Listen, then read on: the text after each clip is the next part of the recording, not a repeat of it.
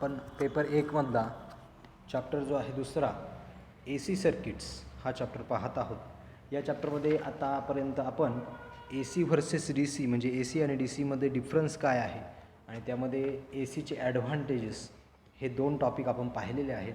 आज आपल्याला तिसरा टॉपिक पाहायचा आहे नेचर ऑफ AC। आता हा जो नेचर ऑफ AC टॉपिक आहे या टॉपिकमध्ये आपल्याला वेगवेगळे ज्या ACच्या सायकल्स आहेत किंवा ACची जी वेव फॉर्म आहे त्यावरनं त्याच्या वेगवेगळ्या डेफिनेशन्स आपल्याला पाहिजे आहेत। ठीक आहे, तर साधारणपणे AC सिग्नल कसा असतो हे आपल्याला जनरली समजलेलं आहे। AC सिग्नल आता डायग्राममध्ये आपण दाखवल्याप्रमाणे ही जी सायकल दिसते तुम्हाला या पद्धतीने AC सायकल असते। आता ही जी AC सायकल असते ही AC सायकल एक सायकल म्हणजे काय रे, तर एक सायकल म्हणजे काय, तर एक हाफ सायकल अधिक दुसरी हाफ सायकल म्हणजे काय, तर एक सायकल म्हणजे एक पॉझिटिव्ह हाफ सायकल आणि एक निगेटिव्ह हाफ सायकल। डायग्राममध्ये ही जी दिसते आहे वरच्या बाजूला हे तुम्हाला दिसते ही पॉझिटिव्ह हाफ सायकल, ही पॉझिटिव्ह हाफ सायकल आहे आणि ही जी आहे ती निगेटिव्ह हाफ सायकल आहे। अशी निगेटिव्ह हाफ सायकलची आणि पॉझिटिव्ह हाफ सायकलची मिळून एक सायकल तयार होते। ठीक आहे, याला काय म्हणायचं, एक सायकल।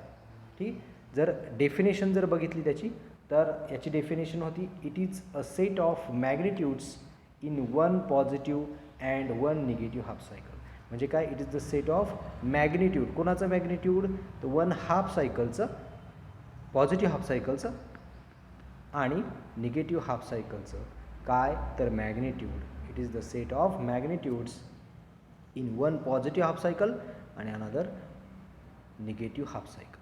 तर निगेटिव्ह हाफ सायकलचं मॅग्निट्यूड आणि पॉझिटिव्ह हाफ सायकलचं मॅग्निट्यूड मिळून काय तयार होतं, तर एक सायकल तयार होते। ठीक आहे, एक सायकलची डेफिनेशन समजली तुम्हाला, सायकल समजली। दुसरी जी डेफिनेशन आहे ती म्हणजे टाईम पिरियड। आता टाईम पिरियड जर बघितलं आपण तर टाईम पिरियड म्हणजे काय, तर एका सायकलसाठी लागणारा टाईम। ठीक आहे, जो आपला एक्स ॲक्सिस आहे, एक्स ॲक्सिसला इकडे असते व्होल्टेज, वाय ॲक्सिसला आणि एक्स ॲक्सिसला काय असतं, टाईम। ठीक आहे, टाईम पिरियड। तर आपण टाईम पिरियड कसा मेजर करतो, तर एका सायकलला लागणारा वेळ म्हणजे काय, तर टाईम पिरियड। ठीक आहे, टाईम पिरियड। तर एका सायकलसाठी लागणारा वेळ म्हणजे काय, तर टाईम पिरियड। तर हे तुम्हाला समजलं, पहिलं एक सायकल म्हणजे काय समजलं, किंवा एका सायकलला लागणारा वेळ म्हणजे काय, तर टाईम पिरियड हे तुम्हाला समजलं। नंतर आहे फ्रिक्वेन्सी, पुन्हा एकदा डायग्रामकडे या। नंतर आहे फ्रिक्वेन्सी। फ्रिक्वेन्सी म्हणजे काय, तर frequency is the number of cycles completed in one second.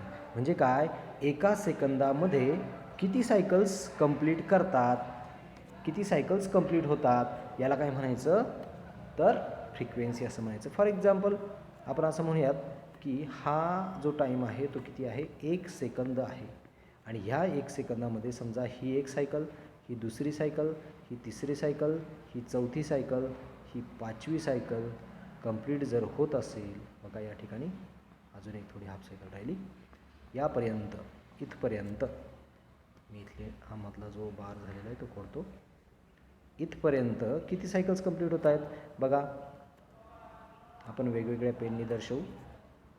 ही झाली 1 बरोबर, ही झाली 2, ही झाली 3, ही आहे 4, त्यानंतर आहे 5 आणि ही आहे 6। ठीक आहे, म्हणजे 6 सायकल्स कंप्लीट झाल्या। ठीक आहे, एका सेकंदामध्ये किती सायकल्स कंप्लीट झाल्या, तर 6 सायकल्स कंप्लीट झाल्या। ठीक आहे, तर मग ह्याची फ्रिक्वेन्सी किती होईल, 6 हर्ट्ज। समजलं आहे, 6 हर्ट्ज काय होईल, याची फ्रिक्वेन्सी होईल। ठीक आहे, हे समजलं पाहिजे तुम्हाला।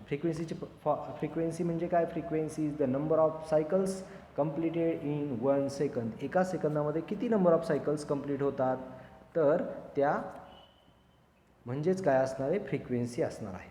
फॉर एक्झाम्पल आपल्याकडे AC मेन्स सप्लाय जो आहे, आपल्या घरामध्ये AC मेन्स सप्लाय जो आहे तो 230 व्होल्ट इतका आहे आणि 50 हर्ट्ज इतकी फ्रिक्वेन्सी आहे। तर 50 हर्ट्ज इतकी फ्रिक्वेन्सी म्हणजे काय, तर एका सेकंदामध्ये किती सायकल्स कंप्लीट होत असतील, तर 50 सायकल्स कंप्लीट होतात। ठीक आहे. आपल्या घरामध्ये जो सप्लाय आहे तर या सप्लायची जी फ्रिक्वेन्सी आहे ती किती आहे 50 हर्ट्स. 50 हर्ट्स इतकी काय आहे फ्रिक्वेन्सी आहे. म्हणजे काय तर 50 सायकल्स अशा ज्या सायकल्स आहेत त्या 50 सायकल्स एका सेकंदामध्ये कंप्लीट होतात. याला काय म्हणायचं तर फ्रिक्वेन्सी असं म्हणायचं. समजलं आहे सगळ्यांना. फ्रिक्वेन्सीचा फॉर्म्युला काय आहे F is equal to 1/T. ठीक आहे. म्हणजेच काय एका सायकलवरनं सुद्धा आपण फ्रिक्वेन्सी कॅल्क्युलेट करू शकतो. आपल्याला सगळ्या सायकल्स मेजर करण्याची गरज नाही. फॉर एक्झाम्पल फ्रिक्वेन्सी कशी मेजर करायची ते आपण पाहूयात. फॉर एक्झाम्पल ही एक सायकल असेल आणि ह्या एक सायकलसाठी लागणारा जो काही वेळ आहे तो म्हणजे काय आहे टाईम पिरियड. आणि फॉर्म्युला काय आहे F is equal to 1/T. बरोबर. मग आपल्याला 1/T जर काढला, टी म्हणजे टाईम पिरियड, बरोबर. 1/T जर कॅल्क्युलेट केला तर तुम्हाला काय भेटते फ्रिक्वेन्सी. तर आता जर ही एक सायकल जर असेल आणि त्या एका सायकलला फॉर एक्झाम्पल पकडून चला की एक एक्झाम्पल असं पकडून चला की त्याला किती लागतात की 2 किंवा 0.2 इतकं टाईम पिरियड लागतो. ठीक आहे. 0.2 इतकं टाईम पिरियड जर लागत असेल तर 0.2 याचा ॲन्सर किती येईल 0.2चा ॲन्सर 5. बरोबर. म्हणजे 5 हर्ट्स. फ्रिक्वेन्सी कशात मोजतात हर्ट्स म्हणजे. बरोबर. टी जो आहे तो किती आहे 0.2 सेकंड्स असा जर असेल तर 0.2 सेकंड्सला आपण डिव्हायडेशन केलं 1/0.2 सेकंद याला जर डिव्हायडेशन केलं तर तुमचं जे ॲन्सर आहे ते 5 हर्ट्स इतकं येईल. म्हणजे ह्या सायकल्सची किंवा हे जे काही सायकल्स आहेत या सायकलची फ्रिक्वेन्सी किती झाली 5 हर्ट्स इतकी फ्रिक्वेन्सी झालेली आहे. समजलं आहे सगळ्यांना. ठीक आहे. इथे फ्रिक्वेन्सी हा टॉपिक संपला. त्यानंतर नेक्स्ट आहे ॲम्प्लिट्यूड. आता ॲम्प्लिट्यूड म्हणजे काय तर ॲम्प्लिट्यूड म्हणजे काय it is the magnitude of the voltage or current at a particular instant. म्हणजे आपण जर ही वेवफॉर्म बघितली, मी रेड पेनने दाखवतो, ही जर वेवफॉर्म बघितली आपण तर या ठिकाणी बघा मॅग्निट्यूड चेंज होतं आहे. इथे झालं मॅक्झिमम पॉईंट झाला बघा. या ठिकाणी हा मॅक्झिमम पॉईंट आहे. या ठिकाणी पुन्हा तो रेड्यूस व्हायला सुरुवात झाली. इथे व्होल्टेज असेल तर व्होल्टेज काय होईल कमी कमी व्हायला सुरुवात होईल. किंवा करंटही असू शकतो. या ठिकाणी करंट असू शकतो किंवा व्होल्टेज असू शकतं काही असू शकतो. तर इथलं हे व्होल्टेज किंवा करंट या पॉईंटला काय होतं एकदम टॉपला जाते हाय व्होल्टेज जाते. पुन्हा काय होते रिड्यूस होतं. इथे सगळ्यात कमी आहे कारण इकडे काय मायनस असणार आहे. फॉर एक्झाम्पल हा जर 5 असेल इकडे -5 तर इकडे काय असेल +5. बरोबर ना. +5 टू -5 काय आहे व्होल्टेज अल्टरनेट होत आहे या ठिकाणी. इथे सगळ्यात जे कमी झालं -5 पुन्हा इन्क्रीज होत गेलं 0पासून पुन्हा एकदा +5 म्हणजे +5 हा जो पॉईंट आहे हा काय त्याचा पीक पॉईंट. ठीक आहे. हे आपण नंतर बघणार आहे पीक व्होल्टेज म्हणजे काय. तर हा त्याला पीक व्होल्टेज. तर ह्याचं मॅग्निट्यूड सारखं कमी जास्त होतं आहे. हे मॅग्निट्यूड एका पर्टिक्युलर इन्स्टंटला म्हणजे जर ह्या पॉईंटला जर आपण पकडलं ह्या पॉईंटला जर पकडलं तर हे त्याचं काय झालं ॲम्प्लिट्यूड किती असेल ते समजा फॉर एक्झाम्पल ते किती आहे 4 आहे. या ठिकाणी 4 आहे. ठीक आहे. मी दुसऱ्या डायग्राममध्ये दाखवतो. ही तुमची वेवफॉर्म आहे. ठीक आहे. आणि ह्या वेवफॉर्मला तुम्ही एखादा पर्टिक्युलर इन्स्टंट पकडा की ह्या पॉईंटला तुमचं व्होल्टेज किती असेल मग 0 1 2 3 या ठिकाणी 3 आहे 4 आणि 5. ठीक आहे. या ठिकाणी टोटल 5 आहे आणि या ठिकाणी किती आहे तुमचा 3 म्हणजे या ठिकाणी तुमचं ॲम्प्लिट्यूड किती झालं 3 व्होल्ट. आले का लक्षात. म्हणजे magnitude at a particular instant. ठीक आहे. म्हणजे एखाद्या पर्टिक्युलर पॉईंटला तुमच्या वेवफॉर्मचं मॅग्निट्यूड किती आहे हे कोण सांगतं तर आपल्याला कोण सांगतं ए म्हणजे काय ॲम्प्लिट्यूड. ॲम्प्लिट्यूड कशाने दर्शवतात एने दर्शवतात. ठीक आहे. समजलं आहे ॲम्प्लिट्यूड समजलं आहे. थोडक्यात ॲम्प्लिट्यूड म्हणजे काय हे जे मॅग्निट्यूड व्हॅरी होतं आहे ना ठीक आहे ते एखाद्या पर्टिक्युलर पॉईंटला काय असेल तर ते काय असेल ॲम्प्लिट्यूड असेल. समजलं आहे सगळ्यांना ॲम्प्लिट्यूड. ठीक आहे. नेक्स्ट याची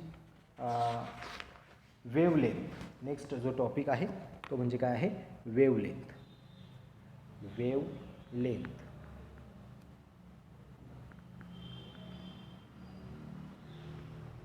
वेवलेंथ दर्शवली जाते लॅम्बडाने. ठीक आहे. लॅम्बडा तुम्हाला सिम्बॉल माहिती आहे. तर वेवलेंथची जी डेफिनेशन आहे ती काय आहे तर बघा वेवलेंथची डेफिनेशन काय बघा the distance covered by one cycle is called as its wavelength.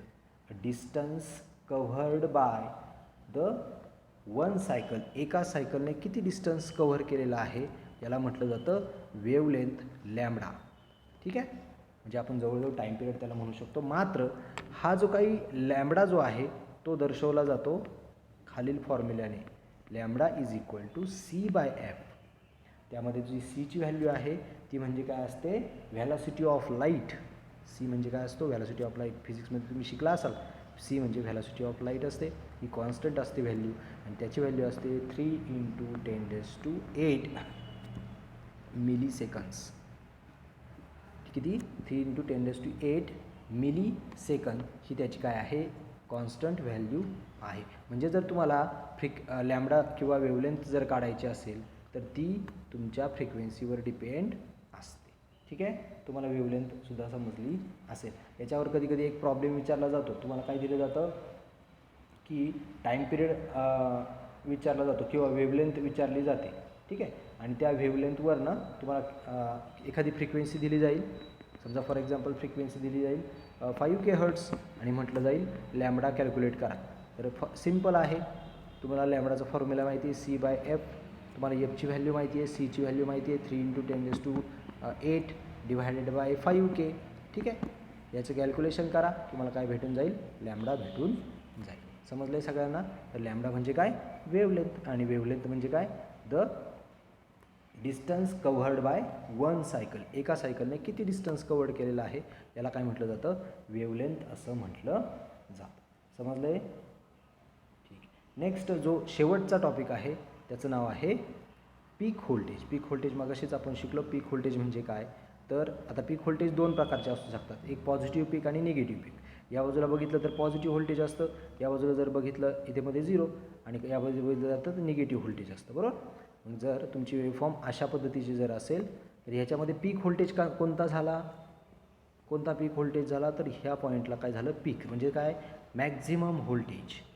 ठीक आहे, मॅक्झिमम व्होल्टेज. एखाद्या वेवफॉर्मचं मॅक्झिमम जे व्होल्टेज असेल त्याला काय म्हटलं जातं, पीक व्होल्टेज किंवा पीक पॉईंट असं म्हटलं जातं. हे झालं पॉझिटिव्ह पीक, हे आहे पॉझिटिव्ह पीक आणि हे असतं निगेटिव्ह पीक. हे बघा, ह्या ठिकाणी पूर्ण एकदम लास्ट पीक आहे कोणाचा, पण निगेटिव्हचा पीक. ठीक आहे, निगेटिव्ह पीक म्हणजे काय, निगेटिव्हचं सगळ्यात मोठं व्होल्टेज किती आहे, जे काय असेल ते. बरोबर. आणि पॉझिटिव्हचं जे काय मॅक्झिमम पॉईंट असेल, मॅक्झिमम व्होल्टेज असेल त्याला तुम्ही काय म्हणाल, पीक व्होल्टेज. पीकचा अर्थ तुम्हाला समजतो. पीक पॉईंट, पीक पॉईंट म्हणजे काय, सगळ्यात वरचा पॉईंट. ठीक आहे, आणि हे जे काय व्होल्टेज असतं बघा, ह्याला म्हटलं जातं व्ही पी. व्ही पी म्हणजे काय, 0पासून तर इकडे काय आलं, व्ही पी. इकडे पण व्ही पीच असतो, हा पण व्ही पीच. पण हा कोणता, V P minus V P. हा कोणता, V P plus V P. आणि जर व्होल्टेज जर बघायचं असेल तर आपल्याला ज्यावेळेस आपण व्होल्टेज मेजर करतो त्यावेळेस आपण पीक टू पीक व्होल्टेज मेजर करतो. म्हणजे काय, इथपासून तर इथपर्यंत. ठीक आहे, म्हणजे हे -5 असेल आणि हे +5 असेल तर या ठिकाणी पीक टू पीक व्होल्टेज कसं मेजर केलं जातं, पीक टू पीक व्होल्टेज. बघा, पीक टू पीक व्होल्टेज म्हणजे काय, V P P. Peak to peak voltage ह्या पीकपासून तर ह्या पीकपर्यंत, पॉझिटिव्ह निगेटिव्ह पीकपासून तर पॉझिटिव्ह पीकपर्यंत काय म्हटलं जातं, पीक टू पीक व्होल्टेज. ठीक आहे, आणि हे पीक टू पीक व्होल्टेज कसं मेजर केलं जातं, त्याचा एक फॉर्म्युला आहे, तो बघा कसा आहे, V P minus minus V P.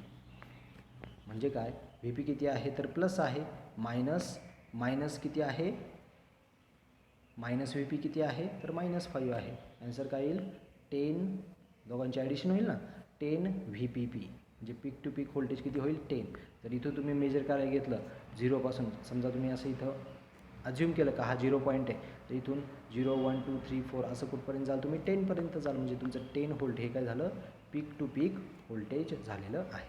म्हणजे किंवा सिम्पल व्ही पी पीचा फॉर्म्युला काय आहे, V P P is equal to 2 V P. एवढं लक्षात ठेवा. हा फॉर्म्युला लक्षात ठेवा किंवा हा फॉर्म्युला लक्षात ठेवा. मला वाटतं हा फॉर्म्युला लक्षात ठेवण्यासाठी सोपा आहे. व्ही पी पी म्हणजे काय, peak to peak voltage is equal to 2 V P. समजलं आहे सगळ्यांना. ठीक आहे, या ठिकाणी आपले 4ही डेफिनेशन झालेल्या, 6 डेफिनेशन झालेल्या आहेत. एकदा पुन्हा एकदा रिवाईज करूयात आपण. इथे आपण पीक व्होल्टेज पाहिला. पीक व्होल्टेज म्हणजे काय, पीक व्होल्टेज म्हणजे काय, मॅक्झिमम व्होल्टेज. एखादी वेव्हफॉर्म असेल, एखाद्या ए सी वेव्ह असेल, त्या ए सी वेव्हचा मॅक्झिमम पॉईंट म्हणजे काय, पीक व्होल्टेज. नेक्स्ट आपण पाहिला लॅम्बडा. लॅम्बडा म्हणजे काय, वेव्हलेंथ. वेव्हलेंथ म्हणजे काय, the distance covered by one cycle. एका सायकलने किती डिस्टन्स कवर्ड केलेलं आहे त्याला काय म्हटलं जातं, लॅम्बडा. आणि लॅम्बडाचा फॉर्म्युला काय, lambda is equal to C/F. ठीक आहे. याच्यावर एक प्रॉब्लेम पण विचारला तर तुम्हाला फ्रिक्वेन्सी दिली जाईल किंवा लॅम्बडा दिलं जाईल आणि विचारलं जाईल लॅम्बडा काढा किंवा फ्रिक्वेन्सी कॅल्क्युलेट करा. नेक्स्ट होता ॲम्प्लिट्यूड. ॲम्प्लिट्यूड म्हणजे काय, it is the magnitude at a particular instant. एखाद्या पर्टिक्युलर इन्स्टंटला, एखाद्या पर्टिक्युलर पॉईंटला तुमचं मॅग्निट्यूड किती आहे वेव्हफॉर्मचं त्याला म्हटलं जातं ॲम्प्लिट्यूड.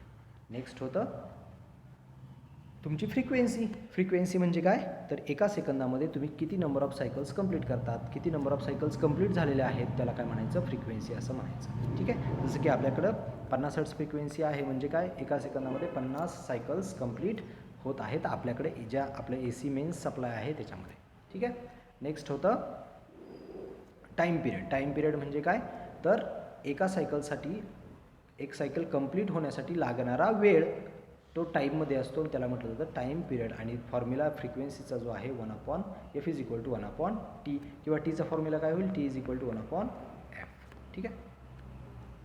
आणि शेवटला जो आपण टॉपिक पाहिला त्याचं नाव होतं सायकल. सायकल म्हणजे काय, तर एक पॉझिटिव्ह हाफ सायकल आणि एक निगेटिव्ह हाफ सायकल यांची मिळून तयार काय होते, एक फुल सायकल. ठीक आहे. समजलं आहे सगळ्यांना. या ठिकाणी आपण थांबतोय. नेक्स्ट लेक्चरला आपल्याला पुढचा टॉपिक शिकायचा आहे, त्याचं नाव आहे ए सी जनरेटर. ए सी जनरेटर कसं आउटपुट ए सी देतो किंवा तो जनरेशन ए सीचं कसं करतो हे आपल्याला नेक्स्ट लेक्चरमध्ये शिकायचं आहे. ठीक आहे. या ठिकाणी आपण थांबतोय.